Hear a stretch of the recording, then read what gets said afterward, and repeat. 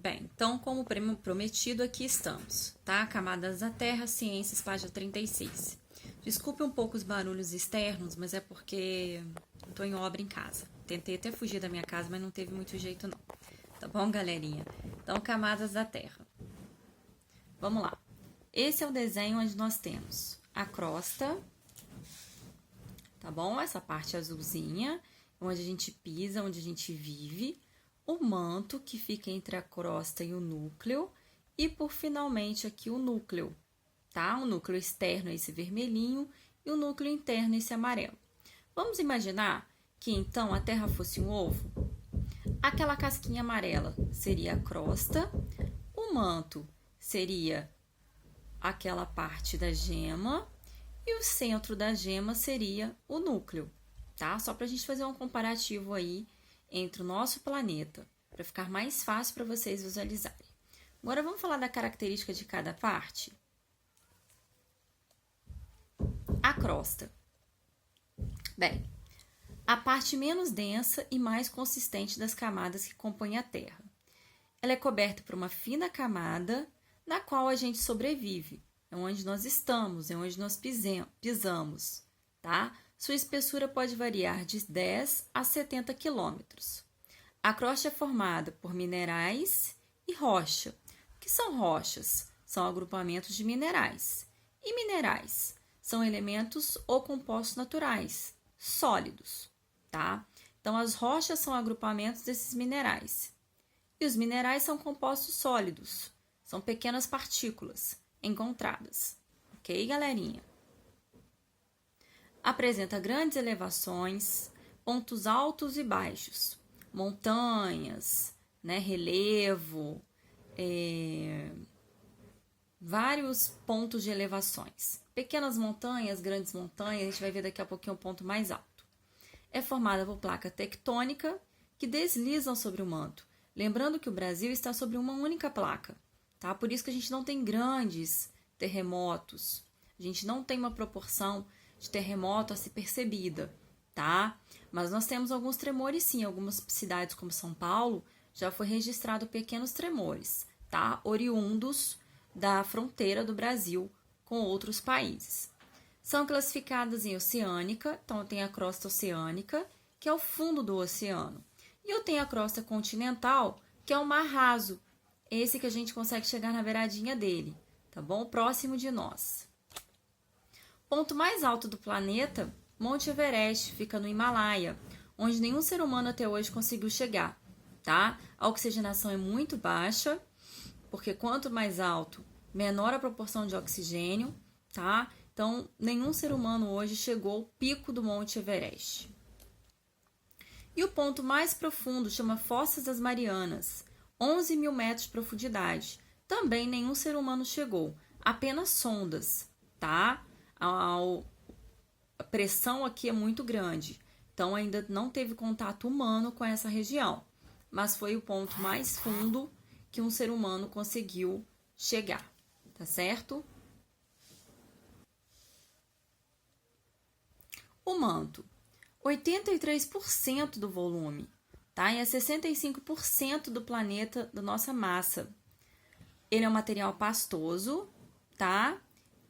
Chamado de magma, magmático, que fica entre 60 e 3 mil quilômetros de profundidade. E a temperatura, galerinha, é de 2.000 a 3.500 graus Celsius. É muito quente. Por isso que essa parte é líquida. Líquida é ferro, é níquel derretido, tá? E esse material, ele tá sempre em movimento. Ele fica, já que ele é líquido, ele não fica paradinho, ele fica sempre em movimento, certo? É isso que gera em certos países vulcões. O magma sofre uma pressão aqui e sobe até a crosta, tá certo? Então, o magma é uma região líquida, que corresponde a quase 83% do nosso volume do planeta. E nós temos, então, o núcleo externo, que é formado de ferro e níquel derretido, e o núcleo interno, tá? Também ferro e níquel com temperatura acima de 4.000 graus Celsius, tá certo? Então, o núcleo externo e o núcleo interno, essa parte amarelinha aqui, tá? Vamos pensar. Livro de vocês, da escola mesmo, página 41 e 42, realizar no próprio livro. E uma reflexão, dias melhores virão, tá bom? Estou aqui para o que vocês precisarem, tá certo? Mas não vão parar por aqui não, senão a aula é muito pequenininha. Bora para mais um conhecimento? Estrutura da crosta terrestre. Camada sólida que recobre o planeta, formado por rocha. Esses slides eu vou dar o crédito ao professor Everton Marinho, tá ok? Bem, rocha e pedra são a mesma coisa? Fica uma pergunta para vocês aí. Não vale ler embaixo, hein? E aí? Tan, tan, tan, tan. Rocha é um agregado natural, composto por alguns minerais, por um único mineral. Então, rocha é algo maior, né? Um exemplo, isso aqui é uma rocha. E um pedaço disso, uma pedra solta, tá? Então, quando eu chamo isso aqui, esse monumento de pedra, eu estou falando de uma forma errada, tá? Isso aqui é uma rocha. E o que se solta dela é, então, uma pedra, beleza? 3 tipos.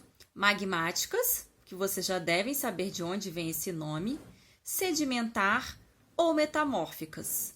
Vamos conhecer um pouquinho? As rochas magmáticas originam do magma, ou seja, quando um vulcão entra em erupção, o magma que se forma aqui nessa superfície, ele se transforma em uma rocha, tá? E vocês sabiam que esse local é muito fértil, já que próximo a ele acontece uma decomposição dessa matéria orgânica e fica um solo muito fértil aqui. Várias pessoas são proibidas de morarem próximo a esses vulcões, porque eles podem se tornar ativos em qualquer momento. Mas essa regra em muitos países ela é quebrada. Por quê? É cultivo, plantação, você consegue retirar seu alimento dali. Então, várias pessoas ignoram essa recomendação de não morar próximo ao vulcão e fazem deste local sua plantação, tá? Sua fonte de vida.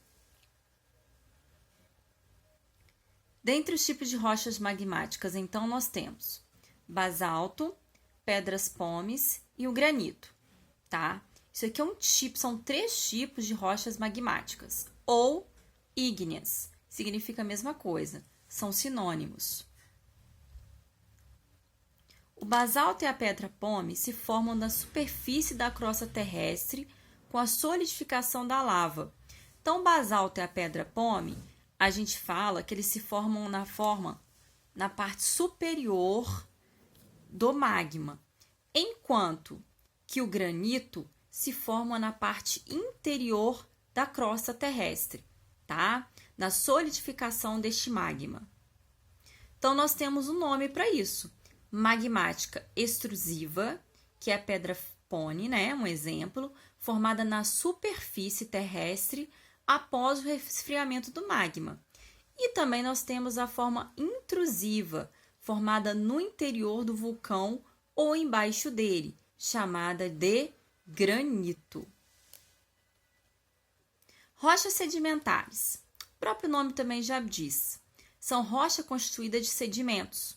Inúmeras partículas de rocha, lama, matéria orgânica, podendo até mesmo possuir em sua composição restos de animais e de vegetais, tá? Então, elas são formadas a partir de intemperismo. O que é isso? Ação chuva, vento, tempestade, tá? Isso vão formando pequenos sedimentos que, com o passar do tempo, pode se formar rochas sedimentares. Elas têm diferentes cores, diferentes composições, tá? Diferentes materiais. Formada por intemperismo, tá? Ação de ventos, chuva, tempestade, relâmpagos, etc. E elas apresentam 3 etapas. A sedimentação, quando os sedimentos são transportados pela água ou pelo vento e se acumulam em algum ponto. Outra parte é a compactação. É quando esses sedimentos, então, ficam compactados embaixo de outras rochas, tá? Eles vão ficando cada vez mais firmes, mais compactados. E a cimentação, que são certos minerais dissolvidos na água, agem como cimento, unindo as partículas de sedimento. E essa união dessas partículas faz o quê? Faz com que Esses minerais, então, dissolvidos na água, descem para o fundo dos oceanos, para o fundo da água, tá certo? Na página 45 do livro de vocês, tem um exemplo bem legal, bem desenhado sobre isso, tá certo? Verifiquem lá. Rochas metamórficas, mudança, metamorfose. O que é isso? Resultam da transformação de rochas magmáticas, e de rochas sedimentares, tá? Então, essas rochas metamórficas, elas são formadas, elas são modificadas através do processo de outras rochas, podendo ser das metamórficas ou das sedimentares. Aqui nós temos um exemplo clássico do Rio de Janeiro, tá? Elas são formadas. Por exemplo, o granito, ele passa um processo de transformação e passa a se chamar gneiss.